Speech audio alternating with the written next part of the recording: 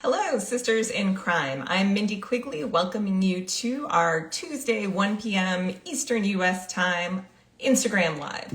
So, on these live videos, we cover some topic that's of interest to our membership. And apologies to those who have been here trying to get on this live with us. We have a guest who I will be bringing on shortly. We're having some technical difficulties, so let's see if we can get to join our live. So Michelle is going to be talking about making your debut in style. And yay! Hey, Michelle. Hey, Yeah, for some reason, the old trick of unplugging it and plugging it back in again, which is essentially what we did, it seems always to. works.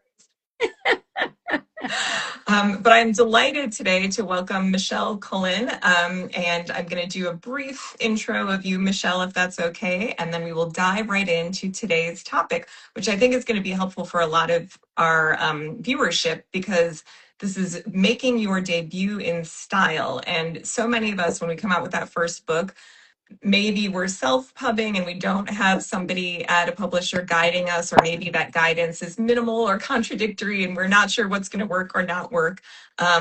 So having just been in the debut trenches over the past few months, I think your insights are going to be really great for everybody.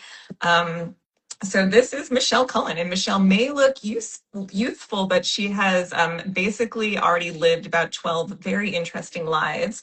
So she's backpacked across multiple continents. She's worked across the world. She's earned advanced degrees from both Melbourne University and the London School of Economics. And she has a black belt in Taekwondo, just, in her spare time. Threw that in there. She currently lives in Annapolis, and she has a fantastic debut novel, A Field Guide to Murder, which came out earlier this year, right? Into January. In Yeah. end of January. And actually, I'm going to be with Michelle in person tomorrow night. So this will be Wednesday, May 20th. So if you're watching this after the fact, sorry you missed it, but tomorrow, Wednesday, May 20th at Birch Tree Books in Leesburg. So if you want to ask Michelle about her book, that's a great time to come out and do that. Otherwise, today we're going to be focusing on the topic of making your debut in style. So thanks for being with us today, Michelle. Thank you for having me. Great to And be. thanks to those who are joining us. I see some folks popping up in the comments. So a lot of people treat networking like it's a dirty word, but it was one of the very first things that you mentioned when we started talking about doing this topic. And I'm also a big believer in networking, and I wanted to know how making connections played into your debut. Yeah, I've been a big fan of attending mystery writing conferences or mystery writer conferences, workshops, classes, online, both and in person, chapter meetings, events with local authors, because I think, writing is such a lonely pursuit. And it's an incredibly complex industry. And so by going to these events and meeting other fellow authors, it really helped set me up well to understand what to expect with a debut, with a book launch, and what are the types of things that I'm supposed to do and the types of things that like a publisher does. I'm traditionally published. So I have help from a publisher with book launch. But I think, more than just sharing the knowledge of like what others have experienced, it's really been the support.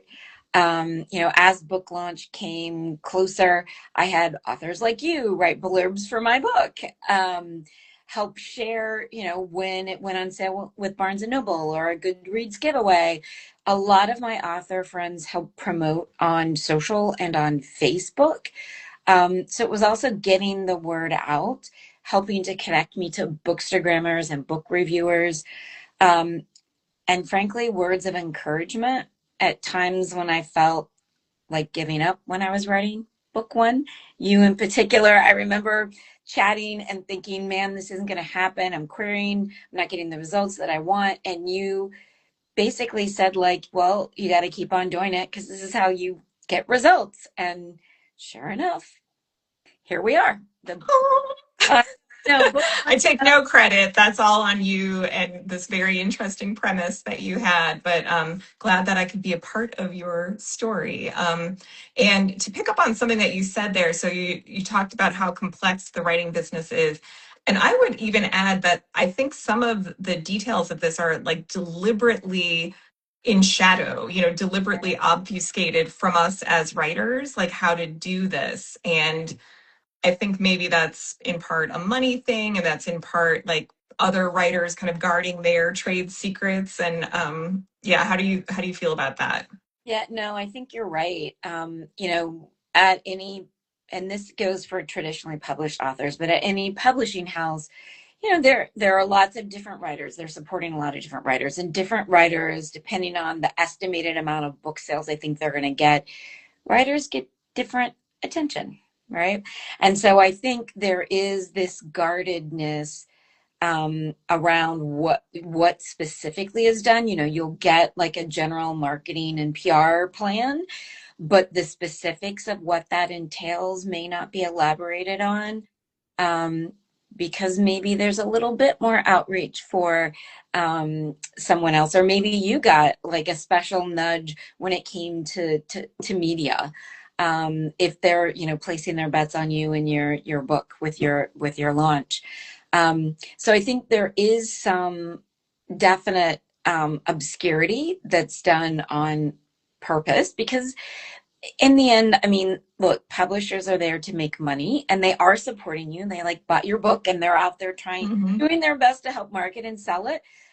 But they are a business, and they are going to invest their resources where they wisely think they might get the biggest return. And that doesn't mean it doesn't shift or shuffle as things move on, because the markets are pretty unpredictable. But, you know, I completely understand, like, there are bigger name thriller authors are obviously they're going to get more coverage because they're typically the ones who get the bigger sales numbers. Yes. And on the indie pub side, I would say like this networking piece where you're making genuine friendships and connections with people is so important because it's very hard to build a marketing plan from scratch. And if someone has done this successfully as an indie pubbed author, they're maybe going to feel a little salty about like a cold approach from someone they don't know saying, tell me what you did. How did you get that recognition on Amazon? How did you get that signing at the bookstore? Because you're not friends with them and you haven't built that relationship. Yeah. So I think, yeah, making those kind of forming those bonds early can really help with some of this. And talking about like a successful release, a lot of times know that this, publication day is something, the metrics around that, the sales numbers, that's something that publishers really care about and tend to put a lot of emphasis on. And for indies, making some of those Amazon rankings and things like that early can really help you build visibility. But there's a lot that goes in beyond pub day. That's just one day. So how did you think about like pub day versus kind of building out this months long rollout of your debut? Yeah, not well. Um, I had 6 months to write my second book, and I was still working on the second book as I was wrapping up the first book. And this, yeah, I'm not unique. A lot of authors have this issue or this problem. And so for me, it was like, what's the most urgent thing I need to focus on? And so it was like, all right, wrapping up book one, finishing book two. And then I kind of looked up and I'm like, oh my gosh, I have like a couple of months before launch day. And I planned, a book launch and ordered sugar cookies with the book on the cover. Like maybe not the most important things when it comes to book launch, but fun, But right? maybe But maybe everybody likes cookies. they were delicious. That's right. Um, so I sort of realized as I got within 2 weeks of book launch, um, I had like only a couple events on the calendar. And so I realized I really needed to double down and start booking events. And I did, I came at it rather late in the game, but my strategy was basically start local build support there and then build out, right? And so I partnered with local bookstores, a great local bookstore, Park Books. They're incredibly supportive of local authors. I partnered with them for my launch day. And they did an amazing job in helping promote it. Going back to this networking, I have befriended KT Nguyen, who has a fantastic domestic thriller that I recommend everyone should read. But she was there to like help with the interview, and so between KT and Melody at Park Books, the launch went off really well, and there was a lot of promotion around it. Then I partnered with a mobile book truck, and I did some events with them, some pop-up events with them, but I really focused on getting out and building those local in-person connections. Then I did the Google Forms, where you reach out to bookstores, because a lot of bookstores now, you can't just pick up the phone and call them, and you can't email them. A lot have forms that they want you to fill out for events. And then I just started going through the list of ones that I could drive to in a day and started reaching out. And then every night my goal was to reach out to at least two or three. And I did that for maybe 3 or 4 weeks. And then before you knew it, I had a really robust social calendar. It was a little scary, but a lot of fun. And I will say, I also focused not just on bookstores, I focused on book clubs. So friends who are on book clubs, pitching my book to them to see if they would read it, but also friends who are members of like bigger groups, like a country club or a yacht club or a running club or a biking club. If they also had a book club, I wanted to piggyback on a group that already had a lot of members and an active book club.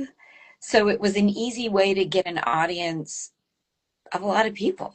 And so, a lot of my first events were minimum 35 to like 70 people, only because I targeted groups where I already knew folks, and there were large organizations with book clubs bringing people together to support the launch. Yeah, that's amazing. And that kind of pivots nicely into my next question, which is, this is one of the harder things, I think, especially when you're starting out, is how to get past the ick factor of promoting yourself. Like, how do you go to that cousin that you haven't seen in a couple of years and say, hey, I see that you're a member of this book club. Any chance that you could invite me? How do you leverage those connections and kind of shed that natural self-consciousness? I mean, I think in general, writing a book is really hard.